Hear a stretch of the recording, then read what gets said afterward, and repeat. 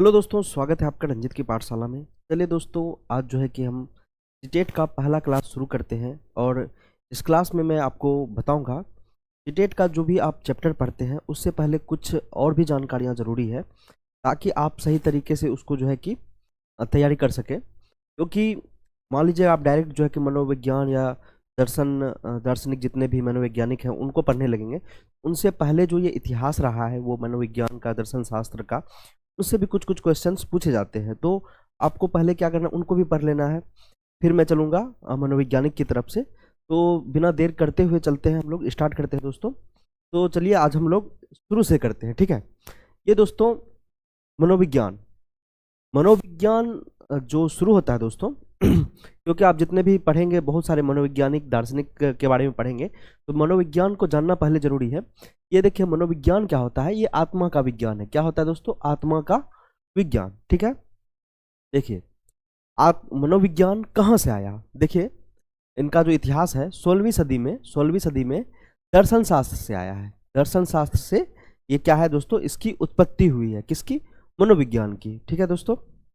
अरस्तु ने मनोविज्ञान को दर्शन शास्त्र से क्या किया था दोस्तों? अलग किया था। जो अरस्तु थे, यूनानी दार्शनिक थे, उन्होंने क्या किया था? दर्शन शास्त्र से क्या किया था? इनको अलग किया था, ठीक है दोस्तों।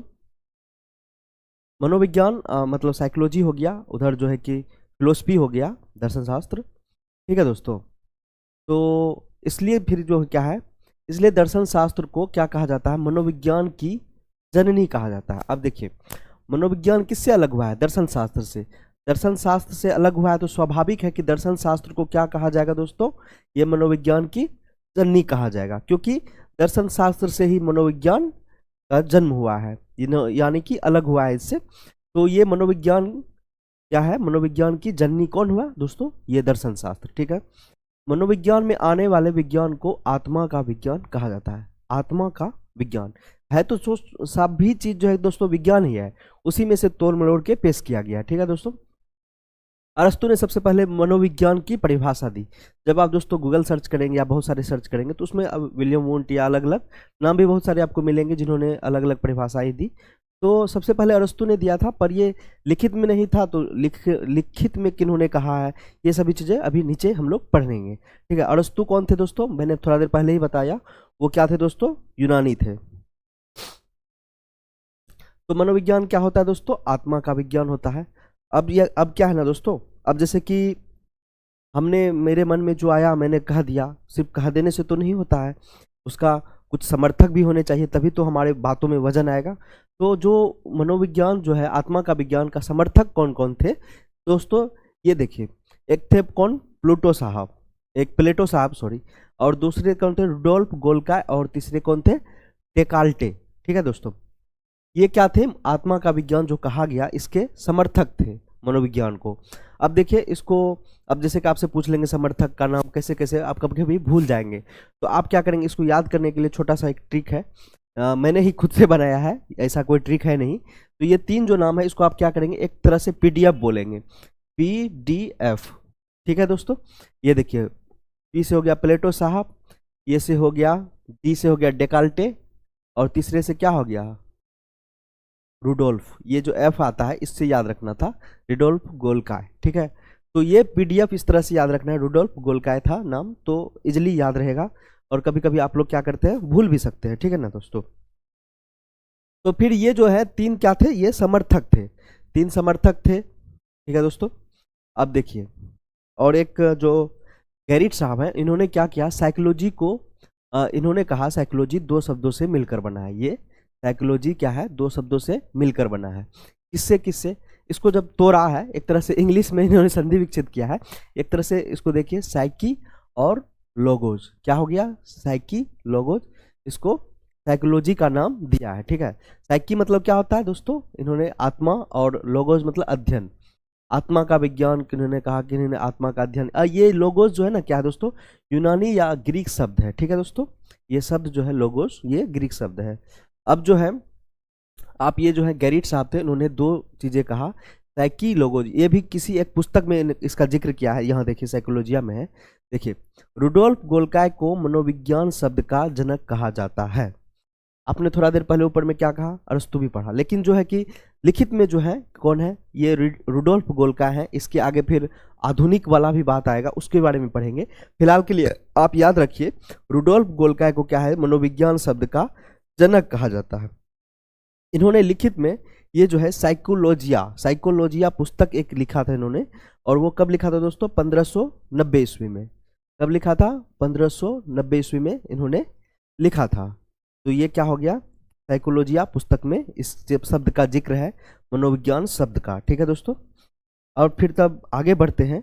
जब ये मनोविज्ञान का बात हो रहा है तब फिर थोड़ा सा आगे बढ़ेंगे। तो अब देखिए, अन्य वैज्ञानिक जो आए, इन्होंने जो है साइकोलॉजी, मनोविज्ञान, इन्होंने क्या कहा, मन मस्तिष्क का विज्ञान, आत्मा का विज्ञान ना, मन मस्तिष्क का विज्ञान उन्होंने कहा। 17वीं सदी जब आया तो आत्मा का विज्ञान को क्या किया गया दोस्तों, नकार दिया गया। 16वीं सदी से फिर जैसे जैसे हम लोग डेवलपमेंट की तरफ बढ़ते हैं तो बहुत सारी चीज़ों को पर्दा उठता है, या बहुत सारी चीज़ें नई नई आविष्कार होती हैं। तो इनके मन में भी यहाँ पे क्या हुआ, 17वीं सदी जब आई तो आत्मा का विज्ञान को क्या किया गया दोस्तों, नकार दिया गया। और ये नकारने वाले सबसे पहले जो के थे, पोम्पोलॉजी, जो इटली के थे। पोम्पोलॉजी एक नाम है, ठीक है दोस्तों, वो भी जो है कि मनोवैज्ञानिक दार्शनिक कहा जाए। इन्होंने मनोविज्ञान को मन मस्तिष्क का विज्ञान कहा। थोड़ा देर पहले मैंने कहा कि कह देने से सिर्फ क्या होता है, आपके समर्थक भी तो होने चाहिए, नहीं नहीं मानने वाले भी तो होने चाहिए, आप उसको प्रूव करके दिखाएंगे, हाँ मन मस्तिष्क का विज्ञान कैसे हुआ। ठीक है दोस्तों, तो इसके भी समर्थक थे। ठीक है दोस्तों, जो समर्थक थे, कौन कौन समर्थक थे, अब चलिए इसमें देखते हैं। देखिए, 3 थे, एक जॉन लॉक थे, एक रोचेरी थे, और एक थॉमसेरी थे। थॉमसेरी यहाँ पे है। इन्होंने क्या कहा, ये इस बात का समर्थन कहा, नहीं नहीं ये मन मस्तिष्क का विज्ञान है, आत्मा का विज्ञान नहीं है। तो ये छोटा सा ही था। फिर है दोस्तों, फिर जब और आगे सदी बढ़ी, 17वीं से 19वीं सदी सब में गए, तो फिर जो है कि मनोविज्ञान को फिर क्या कहा गया, चेतना का विज्ञान। और 19वीं शताब्दी में क्या हुआ, मन मस्तिष्क का विज्ञान को क्या किया गया दोस्तों, नकार के फिर क्या कहा गया, ये जो मनोविज्ञान है ये किसका है, चेतना का विज्ञान है। और विलियम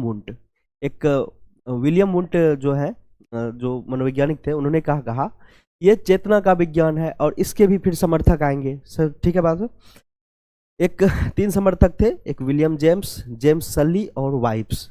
ठीक है, इसको भी हमने थोड़ा सा एक ट्रिक में बनाया था, WWE जैसे याद रखते हैं, जैसे कि विलियम जेम्स और विलियम सल्ली, इस तरह से जो है कि नाम याद रखना है। ठीक है दोस्तों, इस तरह से क्या है, वाइप्स, विलियम जेम्स और ये जेम्स सल्ली, इस तरह से हमने एक ट्रिक बनाया था याद रखने के लिए। ठीक है दोस्तों, ये 3 इसके भी समर्थक है। अभी कहाँ पे हम लोग चेतना का विज्ञान में आ गए। तो हम किन्होंने कहा, ये जो है विलियम वुंट साहब। विलियम वुंट बहुत ही जो है कि फेमस मनोवैज्ञानिक थे। इन्होंने कहा ये क्या है, मनोविज्ञान जो है चेतना का विज्ञान है। फिर 5 इंद्रियों से प्राप्त ज्ञान को चेतना कहते हैं। इन्होंने चेतना को फिर परिभाषित क्या किया, जिन्होंने कहा हमारी जो ज्ञानेंद्रियां होती हैं, 5 इंद्रियों से प्राप्त ज्ञान को चेतना, इन्होंने कहा चेतना कहते हैं। ठीक है दोस्तों, इंद्रियों का इन्होंने जिक्र किया। फिर आगे बढ़ते हैं। विलियम वुंट ने ही कहा था दोस्तों। ठीक है दोस्तों, अब विलियम वुंट के बारे में थोड़ा सा हम लोग देख लेते हैं। ये जो विलियम वुंट है, देखिए विलियम वुंट क्या है, मनोविज्ञान का प्रथम प्रयोगशाला 1879 ईस्वी में खोला गया। ठीक है दोस्तों, प्रथम प्रयोगशाला इन्होंने ही खोला था। इनका नाम आप याद रखिएगा, विलियम वुंट। ठीक है, लिप्जिंग विश्वविद्यालय, कार्ल मार्क्स विश्वविद्यालय भी कहा जाता है एक तरह से। और ये लिप्जिंग शहर कहाँ है दोस्तों, जर्मनी में है। और इनको एक जो क्वेश्चन बार बार पूछा जाता है, अंतर्दर्शन विधि के प्रतिपादक, इसका जो है कि बाद में मैं डिटेल से पढ़ाऊंगा। इसका जनक जो है ये विलियम वुंट साहब ही है। ठीक है दोस्तों, देखिए आधुनिक मनोविज्ञान के जनक विलियम मैक्सिमिलियन वुंट को कहा जाता है। जैसे थोड़ा देर पहले हमने कहा, सबसे पहले किसने कहा, उसके बाद फिर किसने कहा। लेकिन अब देखिए यहाँ पे क्या हो गया, आधुनिक का बात आ गया। तो ये आधुनिक का जो है विलियम वुंट साहब को कहा जाता है। और यही क्वेश्चन बार बार रिपीट होता है, सिर्फ जनक नहीं पूछा जाता, इसमें क्या पूछा जाता है, आधुनिक मनोविज्ञान के जनक। और 1880 ईस्वी में मनोविज्ञान को स्वतंत्र विषय का दर्जा मिला। अभी तक क्या था दोस्तों, वो दर्शन शास्त्र का ही एक जो है कि अंग था।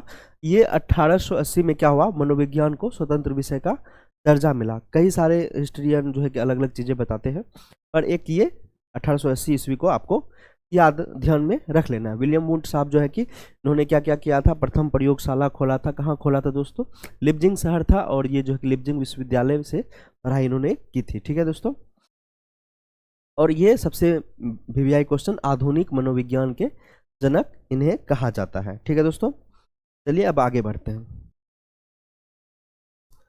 जब फिर ये इन्होंने क्या कहा था, चेतना का। अब देखिए, अब एक स्टेप आगे बढ़ते हैं। सबसे लास्ट में जो है कि आ रहे हैं कौन, जेबी वाटसन। अब जो है वहां से जैसे ही फिर आगे बढ़ते हैं तो हम लोग किसवीं सदी में चलते हैं, लगभग ये 20वीं सदी का बात है।